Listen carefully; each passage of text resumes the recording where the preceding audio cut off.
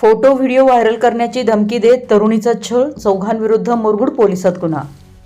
Photo आणि video social मीडियावर प्रसारित करण्याची धमकी देत एका तरुणीचा दीर्घकाळ मानसिक व शारीरिक छळ केल्याप्रकरणी मुरगुड पोलीस ठाण्यात चौघांविरुद्ध गुन्हा दाखल करण्यात आलाय।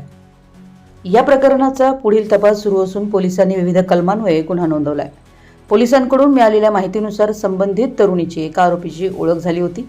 ओळखपत्र देण्याच्या कारणावरून तिला बोलावून घेतल्यानंतर तिचे फोटो काढण्यात आले। त्यानंतर ते फोटो सोशल मीडियावर प्रसारित करण्याची भीती दाखवत तिच्यावर दबाव आणल्याचा आरोप तक्रारीत करण्यात आलाय। तक्रारीनुसार त्यानंतर इतर आरोपींशी तिची ओळख करून देण्यात आली। विविध ठिकाणी नेऊन धमकी व दबाव भीतीच्या वातावरणात तिचा छळ करण्यात आल्याचं फिर्यादीत नमूद करण्यात आलंय। तसेच तिचे फोटो व व्हिडिओ प्रसारित करण्याची धमकी देऊन मानसिक त्रास दिल्याचाही आरोप करण्यात आलाय। फिर्यादीच्या म्हणण्यानुसार हा प्रकार गेल्या काही महिन्यांपासून सुरू होता। प्रकरण मिटवून देण्याच्या नावाखाली पैशाची मागणी करण्यात आल्याचाही आरोप तक्रारीत करण्यात आलाय।